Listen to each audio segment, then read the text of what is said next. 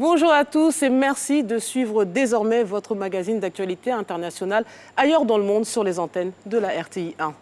Au sommaire de ce premier numéro, le sommet Russie-Afrique qui s'est tenu les 23 et 24 octobre dernier à Sotchi. Cette rencontre marque-t-elle le retour de Moscou sur le continent africain? Nous analyserons les enjeux et le bilan de cette rencontre. Autre sujet dont nous parlerons au cours de ce magazine, l'offensive turque en Syrie. Malgré les critiques de la communauté internationale, Ankara a maintenu son opération source de paix. Quelles sont les forces en présence et les risques pour la sous-région? Pour en parler, je suis accompagnée du docteur William Ablonon, politologue. Bonjour et bienvenue. Bonjour Fatim. Et de Valentin Bougueigne, journaliste, mais aussi directeur de la revue Émergence économique. Bonjour Valentin. Bonjour Fatim. Messieurs, le premier sommet Russie-Afrique s'est donc tenu les 23 et 24 octobre dernier à Sotchi. Je vous propose un élément récapitulatif d'Elie Loussouko et on en parle juste après. Les 23 et 24 octobre dernier à Sotchi, 43 chefs d'État africains et 11 représentants de dirigeants du continent ont pris part au premier grand sommet Russie-Afrique. Il a été coprésidé par le président Vladimir Poutine et le président en exercice de l'Union africaine, le dirigeant égyptien Abdel Fattah al-Sisi. Des thèmes comme l'énergie, la science, l'éducation, le transport, les investissements et le génie civil ont été abordés au cours de ce sommet doublé d'un forum économique. Le leader du Kremlin a décidé de doubler les échanges commerciaux avec l'Afrique d'ici à 5 ans. Nous exportons actuellement pour 25 milliards de dollars de nourriture. C'est plus que nos exportations d'armes qui représentent, elles, 15 milliards. Et c'est pour cela que nous avons un très bon potentiel de développement. Et tout cela nous permet d'espérer la croissance du commerce. Nous sommes capables de doubler au minimum ces échanges dans les 4 à 5 prochaines années. Sur le plan militaire, Vladimir Poutine a appelé ses homologues africains à intensifier les efforts communs dans la lutte contre le terrorisme et l'extrémisme, deux fléaux qui freinent le développement du continent selon le dirigeant russe. C'est donc naturellement que la Russie a signé plusieurs accords de coopération militaire et de défense avec de nombreux pays africains dont la Centrafrique. En effet, la Russie fournit à la République centrafricaine une aide énorme dans le domaine militaire en contribuant à former des militaires pour les forces armées centrafricaines, moderniser les FACA, former les gendarmes et les policiers.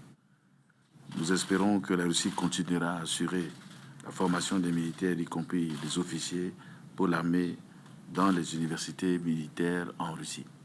Timide sur le continent africain depuis la chute de l'Union soviétique, la Russie marque donc un retour en force en Afrique. Désormais, tous les 3 ans seront organisés de façon tournante le sommet Russie-Afrique au Kremlin ou dans des capitales africaines.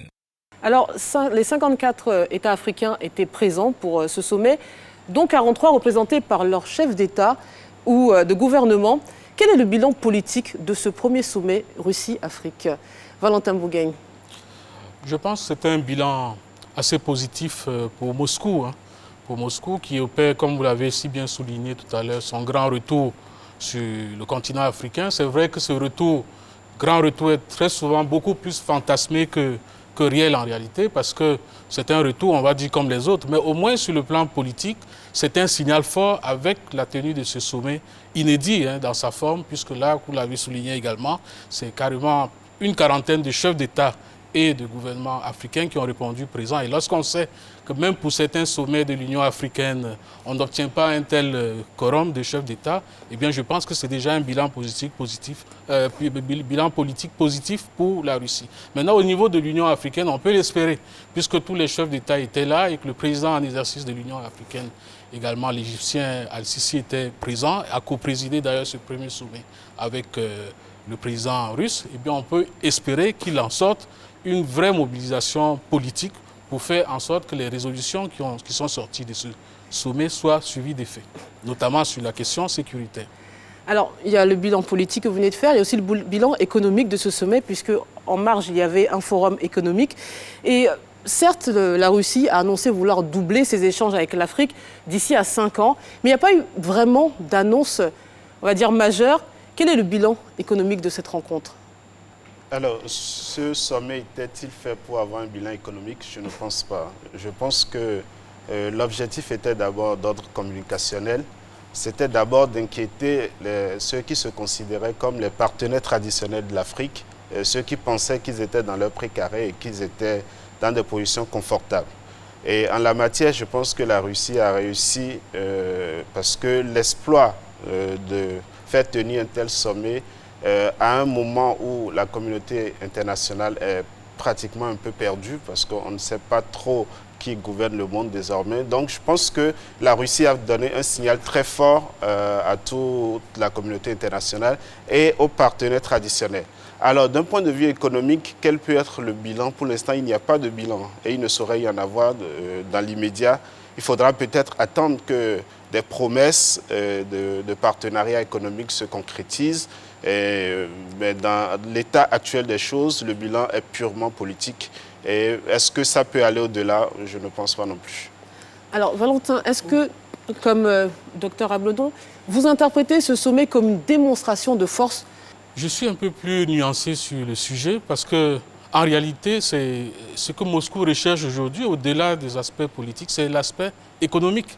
Il ne faut pas oublier que la Russie sort des sanctions, n'est même pas encore totalement sortie, et dans un programme de sanctions occidentales dures depuis son annexion entre guillemets de la Crimée et de l'Ukraine, de la politique avec l'Ukraine qui est décriée par l'Union européenne et les pays occidentaux de manière générale, et que c'est un exercice fait par la Russie également pour montrer qu'elle peut se déployer, qu'elle doit d'ailleurs se déployer au-delà des cercles traditionnels économiques qu'on connaît, l'Asie, l'Europe, les États-Unis. Et surtout pour la Russie, cela représente une entrée sur dans des zones qui ne sont pas sous sanctions américaines. Ça, c'est un phénomène très important qui donne toute sa valeur à ce sommet qui s'est tenu à Moscou. Après, d'ailleurs, que l'Afrique ait occupé une place assez majeure dans le sommet qui s'est tenu le traditionnel sommet de Saint-Pétersbourg. Alors, donc, il y a cet aspect, cette envie d'aller au-delà des échanges actuels qui existent, qui sont peut-être pas, qui sont encore modestes, et que Moscou veut doubler d'ici à l'horizon 2050. Mais ce qu'il faut dire sur le sujet, c'est que la Russie a les moyens de pouvoir doubler ces échanges-là. La Russie a plein de choses, de compétences à partager. Je pense dans la déclaration qui est sortie de ce sommet, il y a notamment, on fait allusion à une liste de 39 pays, de 39 produits de compétences russes que la Russie destine, en tout cas au continent africain, comme pouvant faire partie des échanges et les relever. Mais encore, cette présence est modeste parce que sur le continent, il y a un top 5. Hein. Il y a un top 5, vous avez des échanges avec la Chine qui sont autour de 200 milliards de dollars. Vous avez des échanges avec l'Union européenne qui sont les plus larges, qui sont autour de 275 milliards. Mais le niveau actuel de 17 à 20 milliards d'échanges entre la Russie et l'Afrique, c'est à peine au niveau du Brésil. C'est-à-dire qu'on n'est pas encore dans le top 5 qui est dominé, le top 5 des échanges qui est dominé par l'Union européenne, la Chine, l'Inde, les États-Unis et la Turquie. La Russie est implantée en Afrique. On va le voir sur la carte qui suit. Elle possède 40 ambassades sur le continent, contre 47 pour la France, 48 pour les États-Unis et 52 pour la Chine. Alors cette rencontre est le début d'une stratégie durable destinée à combler le retard des Russes sur le continent. Est-ce possible? Je pense que la notion de retour même fausse le débat parce que parler de retour de la Russie sur un continent où la Russie est en permanence présente depuis plusieurs décennies, c'est vrai qu'il y a eu une rupture juste au lendemain de la chute de l'Union soviétique, mais la Russie est revenue rapidement. C'est vrai, peut-être pas dans les mêmes proportions, peut-être pas avec la même intensité, mais la Russie, d'une manière ou d'une autre, a toujours été présente. Et comme vous le montrez tout à l'heure, 40 ambassades, je crois que c'est dans 54 États, je crois que c'est largement suffisant.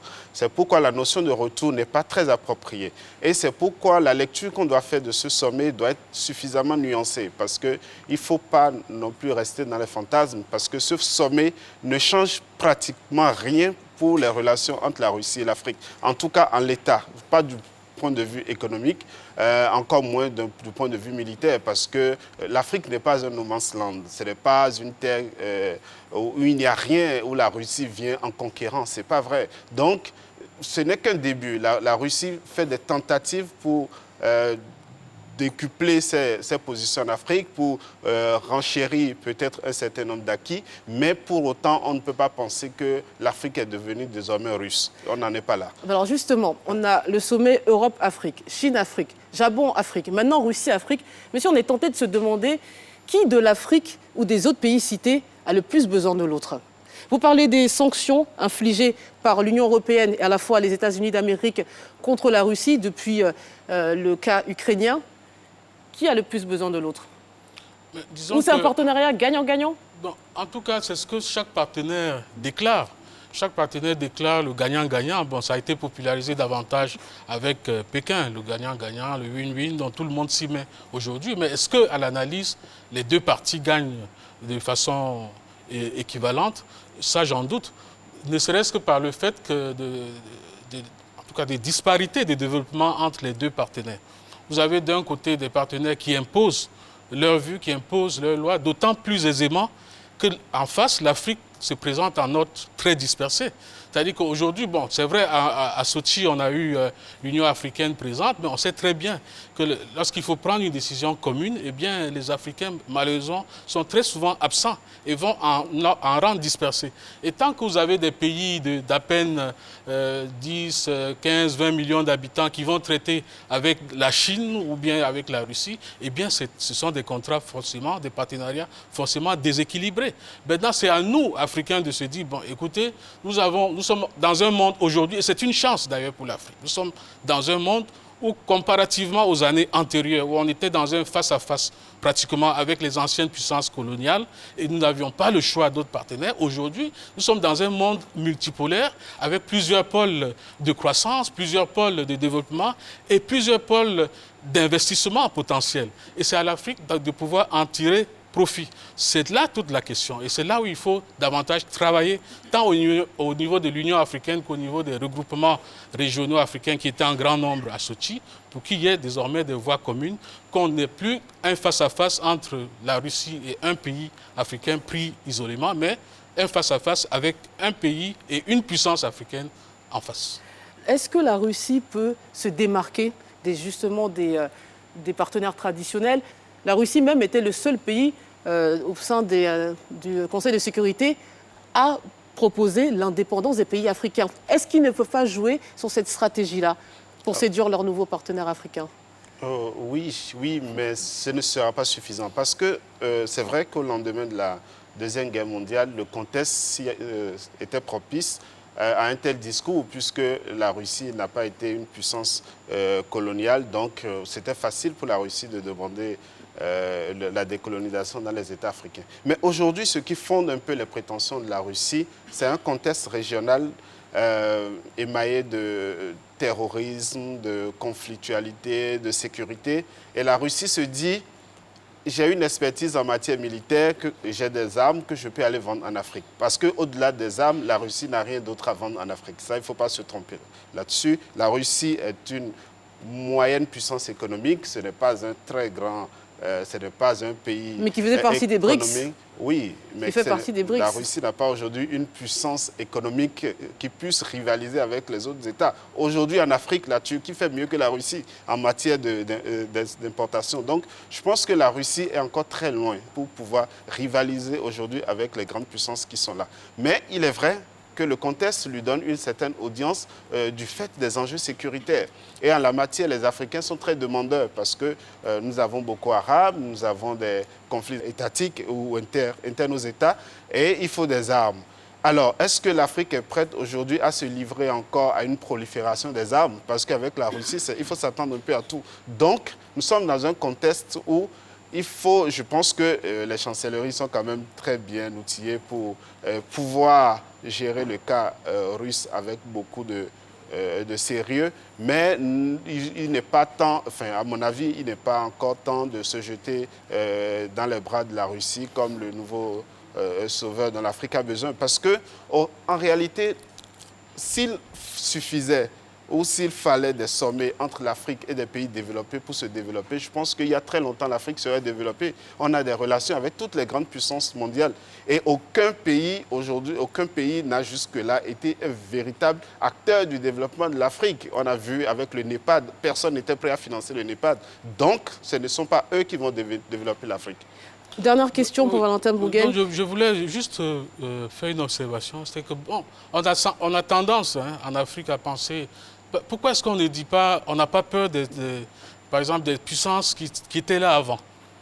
Quand on parle de la puissance Russie, coloniale? Oui, des puissances mondiales, les États-Unis qui sont en Afrique depuis longtemps, l'Union européenne, la France, la Grande-Bretagne, tous ces pays, le Japon, qui sont en Afrique depuis longtemps, et on voit bien que le bilan est mitigé, comme il le disait tout à l'heure, en termes de développement, c'est mitigé. Alors s'il y a d'autres partenaires qui arrivent, pourquoi est-ce qu'on devrait crier au loup? Et encore qu'il y a beaucoup de fantasmes quand on parle de la Russie, on parle des armes et tout ça, mais ils sont présents en Afrique, mais c'est pas les seuls. Mais ils ont consacré une bonne partie du sommet, c'était même pour certains une vitrine. Oui, c'était une vitrine parce que l'armement russe, généralement, comme il a souligné également tout à l'heure, la Russie est arrivée en Afrique dans des années très lointaines, depuis les années 50 même. Et plus encore dans tout le mouvement qui a conduit à la décolonisation du continent. Et c'était des périodes de guerre. C'était des périodes de guerre. Il a fallu que l'Afrique se batte pour se libérer. Et la Russie était là. On se bat avec quoi? C'est avec des armes. La Russie était avec l'Angola, avec NATO, le MPLA en Angola, avec l'Afrique du Sud. Ils ont même soutenu l'ANC. Exactement. Donc ça a été un acteur clé. J'en reviens à la question de sécurité. Parce qu'aujourd'hui, quand on parle de sécurité, on se dit « Ah, mais tel acteur vient avec des armes. » Et alors, de regarder toute la zone, je pense que si on dit, par exemple, au Burkina Faso, aux Burkinabés qui sont dans des zones actuellement otages du terrorisme, et on leur dit, bon, écoutez, il y a une puissance qui vient nous aider, je ne pense pas que ces populations refuseraient. Donc, c'est tout un ensemble qu'il faut considérer, ne pas voir la Russie uniquement sous l'angle militaire. Encore que déjà dans le reportage qui passait tout à l'heure, cela a été souligné, les exportations d'aliments, les exportations alimentaires sont en plus grand nombre en termes de milliards de dollars que les exportations d'armes. Parce que la Russie exporte notamment des céréales, le blé, notamment à l'Égypte. C'est l'un des plus grands fournisseurs du marché égyptien, qui est un marché immense, comme vous le savez.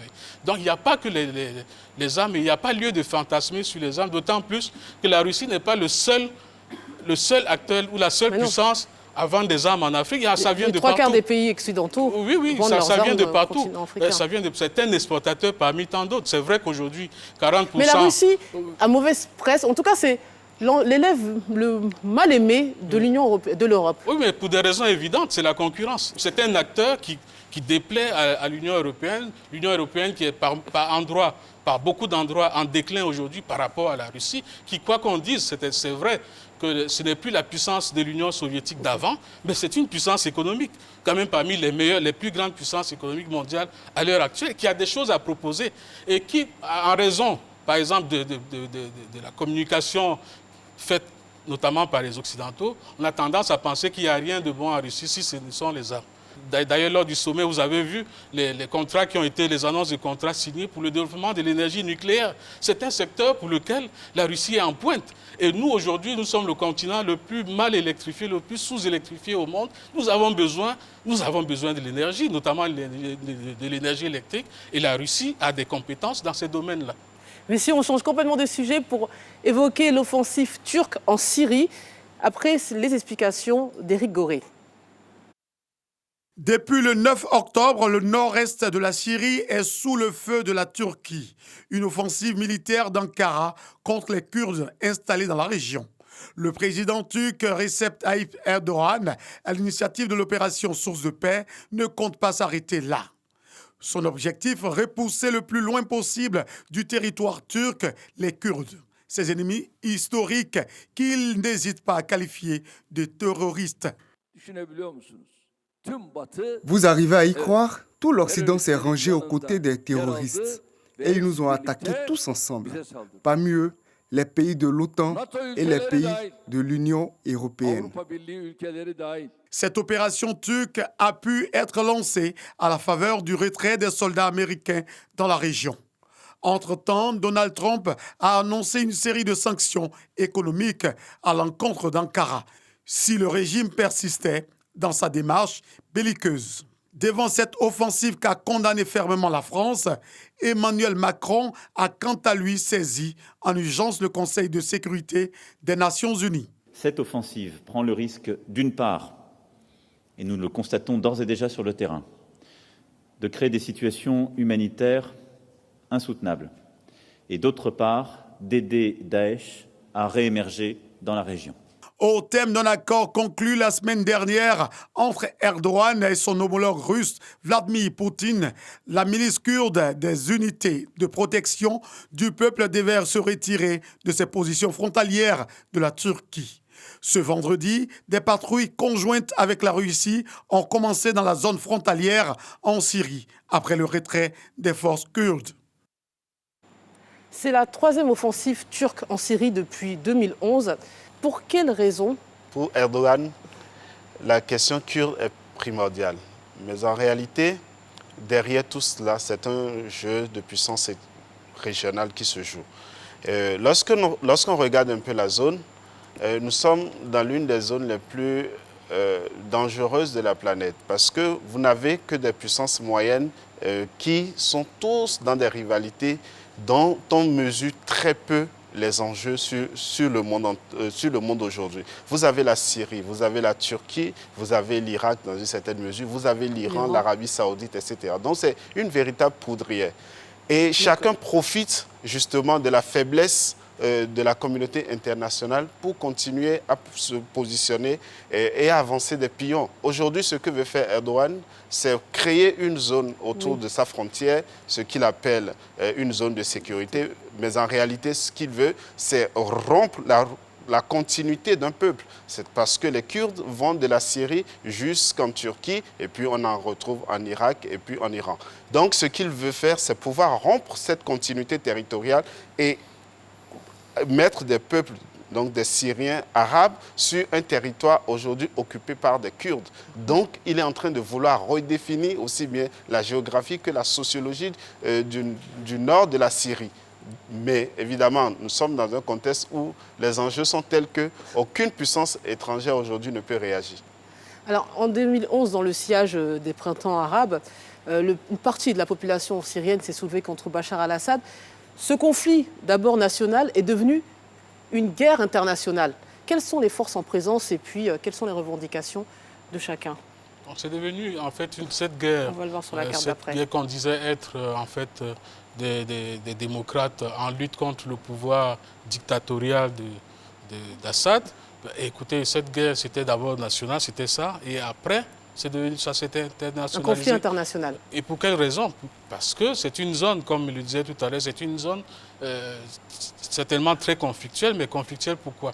Parce qu'il y a dans cette zone plein d'intérêts stratégiques, notamment des intérêts en termes de ressources, de réserves gazières, minérales, pétrolières et autres, dont les Occidentaux ont besoin. C'était ça, c'est l'un des adjuvants de ce conflit qui ont fait dégénérer la guerre qui, au départ, était soi-disant le printemps arabe. Aujourd'hui, écoutez, le conflit s'est enlisé. Manifestement, il était difficile de pouvoir déstabiliser durablement le pouvoir en place donc, en Syrie. Et le véritable tournant de la guerre a été l'intervention russe aux côtés donc, du régime syrien. C'est ce qui a changé la donne et ce qui a mis finalement les Occidentaux face à leurs multiples contradictions parce que les États-Unis sont arrivés soi-disant pour soutenir une coalition contre Bachar el-Assad, mais en qu'on qualifie maintenant de terroristes, alors membres de cette coalition. D'un côté, vous voyez l'ambiguïté de la situation, d'un côté les États-Unis luttaient contre Daesh, qui est un mouvement terroriste, et de l'autre, ils armaient des mouvements islamistes contre le régime de Bachar el-Assad. Finalement, ces contradictions ont fini par péter et on arrivait donc à ce stade où les Américains sont obligés de sortir du conflit parce que c'est sans issue. Dernière question sur ce conflit. Quelle issue diplomatique entrevoyez-vous? Alors, l'issue diplomatique consacre d'abord l'échec du droit international. Et c'est ce qui est dangereux dans ce conflit. Parce que nous sommes dans une situation où tout ce qui a construit le mythe de la communauté internationale. Le mythe de ce que l'ONU pouvait, lorsqu'on était dans des conflits, lorsque l'enjeu ou la sécurité des États était en jeu, l'ONU pouvait faire quelque chose. Tout s'est écroulé dans cette zone. Aujourd'hui, on est surpris de voir avec quelle facilité un État peut intervenir sur le territoire d'un État souverain sans l'accord de cet État. Parce que tout le monde intervient en Syrie. Toutes les forces y sont, les Français, les Russes, les Américains, tout le monde est là pour des intérêts, chacun défend ses intérêts. Donc, on a foulé au pied tout le droit international sur lequel on a construit le XXe siècle. Donc, à partir de là, la solution diplomatique, même si elle advenait, consacre quand même un grand échec. Donc, ça veut dire qu'il y a quelque chose à revoir à travers ce conflit. Il faut peut-être revoir le nouvel ordre du monde. Le droit international est en échec depuis longtemps, ce n'est pas seulement sur le conflit syrien, le droit international est en échec, et encore plus le droit international humanitaire. Donc, chacun traite la question des réfugiés en réalité comme il l'entend, selon ses besoins de politique intérieure. En Turquie, par exemple, les Turcs, il faut le souligner, ont accueilli beaucoup des millions de déplacés syriens fuyant la guerre. Et vous savez que c'est un État tampon entre l'Asie et l'Europe, la Turquie. Et naturellement, quand Erdogan est au dos du mur, il a tendance à dire, bon écoutez, j'ouvre les frontières, je ne suis pas le seul à pouvoir récupérer ces réfugiés, d'autant plus que ce n'est pas moi qui ai provoqué le conflit. Le conflit, les Occidentaux, ils sont pour une part active. Donc, le lot des réfugiés, il faut bien les redistribuer par la suite. Donc, c'est un échec du droit humanitaire. Et aujourd'hui, chaque pays gère la question migratoire comme il l'entend, y compris en Europe. Alors, nous arrivons à la fin de cette émission. Messieurs, merci pour tous vos éléments de réponse et votre participation. On se quitte avec une citation qui, à mon avis, illustre bien le ton de l'émission. Ce n'est pas un signe de bonne santé mentale d'être bien adapté à une société malade, de l'excellent philosophe indien Jiddu Krishnamurti. Allez, on se quitte sur ces belles paroles. Excellent week-end à vous et à samedi prochain.